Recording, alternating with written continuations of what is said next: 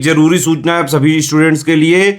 Study for civil services का Android app Google play store में आ चुका है, उसको प्लीज तुरंत इंस्टॉल कर लीजिए।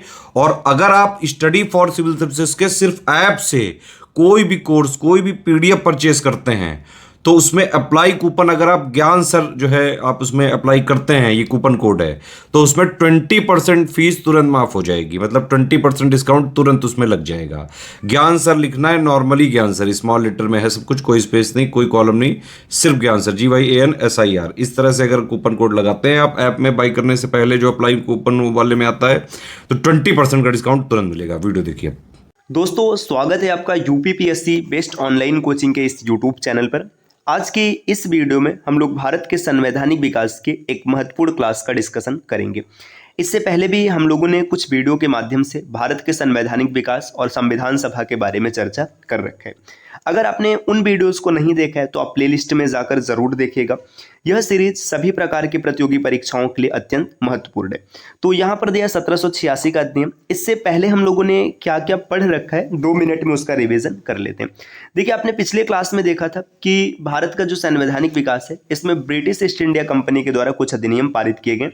1773 से लेकर 1853 तक ब्रिटिश ईस्ट इंडिया कंपनी का नियम चलता है।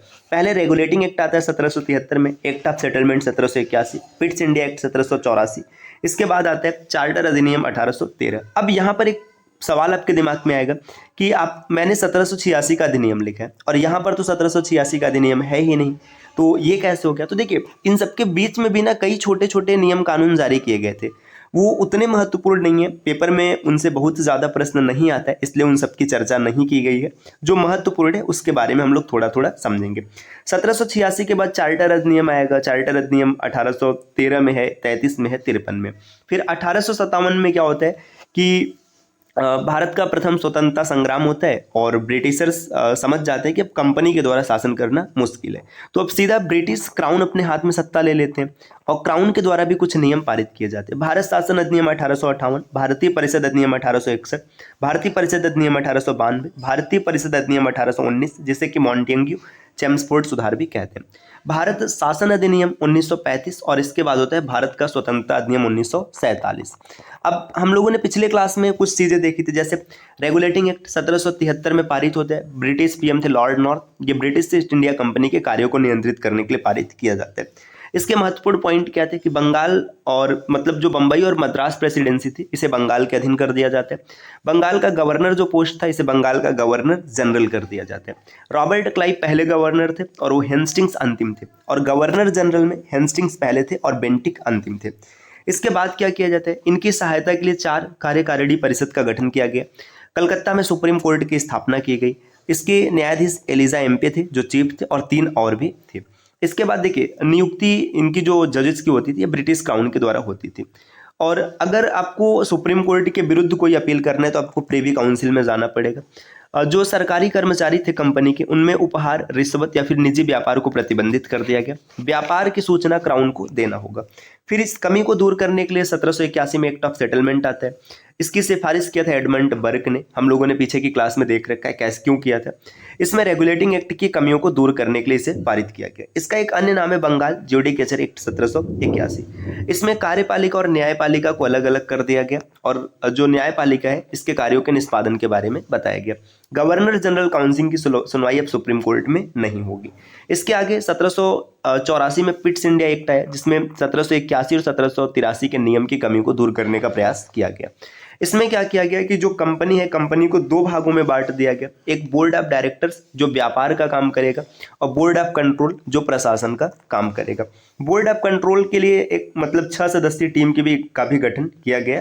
तो अब देखिए, इसके बाद अब हम लोग यहाँ पर आते हैं 1786 का अधिनियम।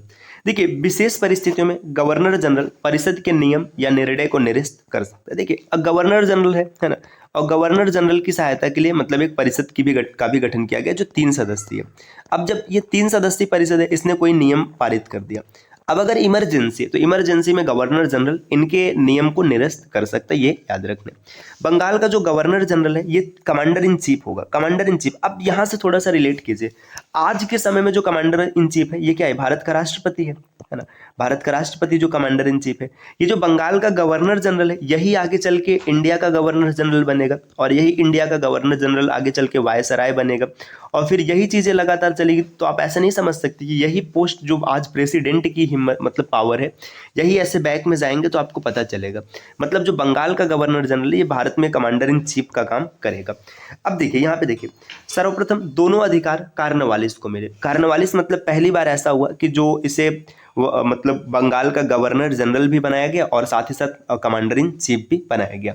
तो अब यहाँ पे है first commander in chief of India, ये अगर पूछ लिया जाए कभी पेपर में तो ये कौन हो जाएगा, ये हो जाएगा कॉर्नवालिस, लॉर्ड कॉर्नवालिस भी इसे कहते हैं। अब इसके बाद आगे यहाँ पे दिया है 1793 का चार्टर एक्ट। अब 1793 का चार्टर एक्ट इसमें क्या है, जो कंपनी है, कंपनी के व्यापार के अधिकार को 20 वर्ष तक बढ़ा दिया गया। ये भाई पीछे से ही समझिएगा जी, मतलब 1773 था, है ना। 1773 में 20 वर्ष बढ़ाया गया था, फिर 1793 में भी 20 वर्ष बढ़ा दिया गया, फिर 1813 में 20 वर्ष बढ़ाया जाएगा, 1833 में 20 वर्ष बढ़ाया जाएगा। तो कंपनी का जो व्यापार है इसके एकाधिकार, मतलब कंपनी व्यापार करती रहे इसके एकाधिकार को यहाँ बढ़ाया जाता है, लेकिन आगे चल के इसे समाप्त भी कर दिया जाता है। मतलब जो व्यापार का एकाधिकार है एकदम समाप्त हो जाएगा। ये कैसे होगा भी आगे हम लोग देखेंगे। तो 1773 के चार्टर में क्या किया गया कि जो व्यापार है इसका एकाधिकार 20 वर्ष तक और रहेगा। अब देखिए पीछे ही आप समझिए, कंपनी को 2 पार्ट्स में बांट दिया गया। कंपनी मतलब जो पहला है इसको व्यापार करना है, दूसरा प्रशासन देखना है। तो व्यापार करने में देखिए 20 वर्षों के लिए बढ़ा दिया गया। प्रशासन में जो बोर्ड ऑफ कंट्रोल है, मतलब पीछे आपने देखा था इंग्लैंड से देख रेख करेगा, नियम बनाएगा, और जो गवर्नर जनरल है अब भारत में ये क्या करेगा, इस नियम का पालन करवाएगा या प्रशासन व्यवस्था को बनाए रखेगा। उम्मीद है कि आपको चीजें समझ में आ रही होंगी और मजा भी आ रहा होगा। अब देखिए गवर्नर जनरल भारत में आ जाते हैं कौन, कॉर्नवालिस, लॉर्ड कॉर्नवालिस। इसे फादर ऑफ सिविल सर्विसेज कहा जाता है। क्यों? क्योंकि इसने 21 अप्रैल 1793 को सिविल सर्विसेज की स्थापना की। आज की जो सिविल सर्विसेज है यूपीएससी, है ना, या फिर जो भी स्टेट पीएसएस, इसकी स्थापना किसने किया, लॉर्ड कॉर्नवालिस ने किया। तो सिविल सर्विसेज का फादर कहा जाता है। 21 अप्रैल 1793 को सिविल सर्विसेज की स्थापना हुई है। इसी कारण 21 अप्रैल को सिविल सर्विसेज डे मनाया जाता है। देखिए अगर आप चीजों को बड़े ढंग से समझेंगे ना तो आपको हर चीज का कारण भी समझ में आएगा। जो लोग कहते हैं कि स्टैटिक जीके रटना पड़ता है, याद नहीं होता है, आप पॉलिटी को ढंग से पढ़ो ना भाई, हिस्ट्री को ढंग से पढ़ो, साइंस को ढंग से पढ़ो, हर चीज आपको याद हो जाएगा। तो सिविल सर्विसेज डे क्यों मनाया जाता है आपको समझ में आ गया, क्योंकि इसी दिन क्या किया गया था, सिविल सर्विसेज की स्थापना किया गया था। अब भाई सिविल सर्विसेज होगा, है ना, सिविल सर्विसेज में मतलब ऑफिसर्स होंगे। यहाँ पे अगर सिविल सर्विसेज को रखा जाएगा तो इसमें ऑफिसर्स होंगे। अब भाई ऑफिसर्स होंगे तो ऑफिसर्स को सैलरी देनी होगी। अब सैलरी देगा कौन, बात ही आ गई। तो सैलरी देने के लिए इसने क्या किया, रेवेन्यू बोर्ड की स्थापना कर दी और रेवेन्यू पुलिस की स्थापना कर दी। रेवेन्यू बोर्ड मतलब ये रेवेन्यू कलेक्ट करेगा, है ना। रेवेन्यू पुलिस, अगर मान लीजिए कोई रेवेन्यू नहीं दे रहा है तो पुलिस उससे मतलब कलेक्ट करने का काम करेगा। तो अब यहाँ से 2-3 चीजें आपको समझ में आ गया कि कॉर्नवालिस ने रेवेन्यू बोर्ड की स्थापना की, किसने रेवेन्यू पुलिस की स्थापना की, इसी ने सिविल सर्विसेज की भी स्थापना की है और 21 अप्रैल को किया है। 21 अप्रैल 1793 यहाँ पे 93। इसी कारण इसे क्या कहा जाता है, और सिविल सर्विसेज का फादर कहा जाता है। अब आते हैं 1813 के चार्टर एक्ट पे। अब यहाँ तक आने से पहले आपको ये समझ के चलना है कि भारत में क्या है, अब सिविल सर्विसेज की स्थापना हो चुकी है, रेवेन्यू पुलिस आ चुके हैं, है ना, और रेवेन्यू बोर्ड का गठन हो चुका है। अब देखिए यहाँ पे क्या किया जा रहा है कि 1813 अब कंपनी जो है ना, कंपनी को धीरे धीरे अब व्यापार से हटाया जा रहा है और इसको प्रशासन में लाया जा रहा है, क्योंकि ब्रिटिश क्राउन चाहती है कि अब धीरे धीरे भारत पे प्रशासन किया जाए। तो अब व्यापार से हटा रहा है, तो जो कंपनी का व्यापारिक अधिकार है ना, इसे समाप्त कर दिया गया। देखिए 1773 में क्या किया गया था, 20 वर्ष के लिए बढ़ाया गया, 1793 तक आ गया। 1793 में 20 वर्ष तक बढ़ाया गया तो 1813 तक आ गया। अब 1813 में फिर से 20 वर्ष तक नहीं बढ़ाया गया, इसमें व्यापारिक एकाधिकार को समाप्त कर दिया गया, लेकिन पूरी तरीके से नहीं। चीन के साथ व्यापार, मतलब जो चाइना है उसके साथ व्यापार, और चाय के साथ व्यापार, इसको छोड़कर मतलब ये परमिशन दिया गया कि भाई कंपनी आज भी क्या करेगी, चाइना के साथ व्यापार करेगी, उसमें एकाधिकार होगा। एकाधिकार का मतलब है कि सिर्फ कंपनी व्यापार कर सकती है और कोई नहीं कर सकता है। और जो चाय है, चाय का व्यापार भी सिर्फ कंपनी के हाथों में रहेगा। अब यहाँ पे एक चीज ध्यान दीजिएगा, अब जैसे देखिए भारत में सिविल सर्विसेज की स्थापना हो चुकी है। अब सिविल सर्विसेज की स्थापना हो चुकी है, तो फिर उसके लिए सिविल ऑफिसर चाहिए, मतलब अधिकारी चाहिए। अब अधिकारी तो भाई ये इंग्लैंड से लाएंगे नहीं, है ना, इंग्लैंड से लाएंगे नहीं। अब ये अधिकारी मतलब जैसे 1 2 4 10 लाएंगे, 100 लाएंगे। अब ऐसा थोड़ी नहीं कि पूरे भारत के लिए इंग्लैंड से लाएंगे। तो इन्होंने क्या किया, इन्होंने प्लान लग किया ना कि कुछ ऐसा करते हैं कि भारतीयों को ही हम ऐसे कन्वर्ट कर देना कि उनका जो शरीर है, मतलब फिजिकली तो वो इंडियन रहे, लेकिन मेंटली मतलब जो उनका दिमाग है, दिमाग कैसा हो जाए, अंग्रेजों के जैसा हो जाए, वो ब्रिटिशर्स के जैसा सोचे। तो भारत में ईसाई मिशनरी, इनको भारत में आने की आज्ञा दी गई। आज्ञा दिया गया, इसका कारण क्या है, देखिए कारण यहाँ पे लिखा है, कंपनी धीरे धीरे कंपनी का व्यापार समाप्त हो रहा है और प्रशासन बढ़ रहा है। भारत जैसे बड़े देश पर नियंत्रण हेतु अधिक मात्रा में अधिकारी की आवश्यकता होगी, इसलिए ऐसे भारतीयों को तैयार किया जाए जिनकी आत्मा ब्रिटिश जैसी हो, मतलब ब्रिटिशर्स जैसी हो। तो देखिए अब यहाँ पे ये क्या गजब का खेल चला रहे हैं, कहानी आपको समझ में आ रहा होगा। अगर आप क्लास को ढंग से पढ़ेंगे ना तो आपको बहुत मजा आएगा। और यहाँ पे देखिए आप समझिए, भारतीय शिक्षा पर ना प्रतिवर्ष 1 लाख की व्यवस्था भी करती कि लो भाई पढ़ो, है ना, हम तुमको पढ़ाने के लिए 1 लाख रुपए प्रतिवर्ष दे रहे हैं। अब 1 लाख आज के लिए कुछ नहीं, लेकिन उस समय बहुत था 1 लाख रुपए प्रतिवर्ष। अब एक चीज यहाँ पे समझिए, चीजों को कनेक्ट कीजिए। वही ब्रिटिशर्स जो 1600 में भारत में आए थे, धीरे धीरे भारत को एकदम कंट्रोल में कर लेते हैं, भारत का बहुत ज्यादा शोषण करते हैं, है ना, अलग अलग नियम बना के शोषण करते हैं। भाई अपने हिस्ट्री में पढ़ा होगा, राज्य हड़प नीति हो गया, और अलग अलग तरीके से वो टैक्स लेते हैं, है ना, वो सब करें। और आज वो क्या करने जा रहे हैं कि मतलब भारत को 1 लाख रुपए दे रहे हैं शिक्षा के लिए। अब इनके मन में लालच पता है क्या है, लालच ये है ना, ये ऐसे ऑफिसर्स तैयार करना चाहते हैं जो इनके लिए काम करे, उनका शरीर भारतीय हो लेकिन आत्मा कैसा हो, ब्रिटिशर्स का हो। तो अब यहाँ पे देखिए 1813 में ये रहा। अब इसके बाद 1833 का चार्टर है। अब यहाँ से क्या किया जाने लगा, प्रशासन का केंद्रीकरण। केंद्रीकरण मतलब पूरे सत्ता को एक जगह कलेक्ट किया जाने लगा, मतलब क्योंकि अब ब्रिटिश क्राउन ये तैयारी कर रहा है कि अब जल्दी हमको भारत में एंट्री करने है। तो अब जब प्रशासन का केंद्रीकरण किया गया तो इसमें क्या किया गया, जो बंगाल का गवर्नर जनरल है इसको प्रमोट करके गवर्नर जनरल ऑफ इंडिया बना दिया गया। देखिए बंगाल का जो पहला गवर्नर था हेस्टिंग्स था, आपने पीछे देखा था गवर्नर जनरल, अंतिम हो जाएगा बेंटिक। अब जो गवर्नर जनरल ऑफ इंडिया पहला है बेंटिक है और अंतिम हो जाएगा कैनिंग। तो ये पॉइंट आप याद रखिएगा, इंपॉर्टेंट है। अब यहाँ पे व्यापारिक एकाधिकार एकदम समाप्त हो गया। देखिए अगर पेपर में क्वेश्चन बनेगा कि जो कंपनी का व्यापारिक अधिकार है इसे कब समाप्त किया गया, तो 1833 के द्वारा, और आंशिक रूप से कब समाप्त किया गया, तो 1813 में, क्योंकि 1813 में समाप्त किया गया था, लेकिन चाय और चीनी का व्यापार अभी भी चल रहा था।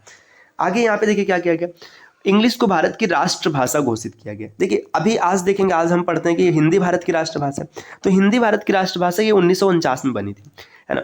इससे पहले क्या था, इंग्लिश था, इंग्लिश को भारत की राष्ट्रभाषा घोषित किया। अच्छा इंग्लिश से पहले भी क्या था, जैसे भाई इंग्लिश है ना, इंग्लिश को तो कब किया गया, ये 1833 के आसपास किया गया। लेकिन इससे पहले क्या रहा था, तो इससे पहले रहा था फारसी भाषा, पर्सियन, इसको इंग्लिश में पर्सियन कहते हैं। जो मुगल थे उनकी राजभाषा पर्सियन हुआ करती थी, तो उन्होंने फारसी को राजभाषा बनाया था, फिर इंग्लिश बना और इसके बाद हिंदी बना। अब यहाँ पे देखिए क्या किया जा रहा है कि जो गवर्नर जनरल परिषद है पूरे भारत के लिए कानून बना सकते हैं, इसे अधिनियम कहा जाएगा। मतलब जो गवर्नर जनरल की परिषद है, अब देखिए सत्ता को केंद्रीकृत किया जा रहा है, तो ये पूरे भारत के लिए क्या करेगा, कानून बनाएगा, और इसे अधिनियम कहा जाएगा। इससे पहले जब जो बने कानून थे उन्हें नियामक कानून कहा गया। तो नियामक कानून क्या है, जो 1833 के पहले मतलब नियम कानून बने थे, सब नियामक कानून हो गया। और प्रथम विधि आयोग का गठन किया गया लॉर्ड मैकाले ने। तो ये अगर अब कभी पेपर में क्वेश्चन बने कि पहला विधि आयोग किसने बनाया, तो लॉर्ड मैकाले ने बनाया। बंबई तथा मद्रास परिषदों के विधि निर्माण की शक्ति वापस ले ली गई, मतलब बंबई और मद्रास अब इनको विधि बनाने की शक्ति नहीं रह गई। दास प्रथा का अंत किया गया, ये अच्छी चीज है भाई, दास प्रथा समाप्त कर दी गई 1843 में, है ना, ये इंपॉर्टेंट पॉइंट है।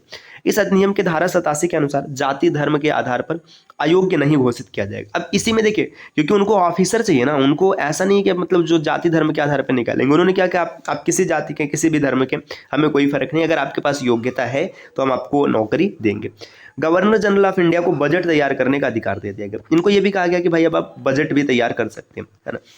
इसके बाद देखिए यहाँ पे क्या है, और स्वतंत्रता के बाद, अच्छा एक चीज ध्यान दीजिएगा, जो पहला मतलब विधि आयोग है ये लॉर्ड मैकाले, लेकिन आज़ादी के बाद की अगर बात करेगा तो 1955 में बनाया था MC सीतलवाड़ ने, इसे जरूर याद रखना। अब अगला है 1853 का चार्टर एक्ट।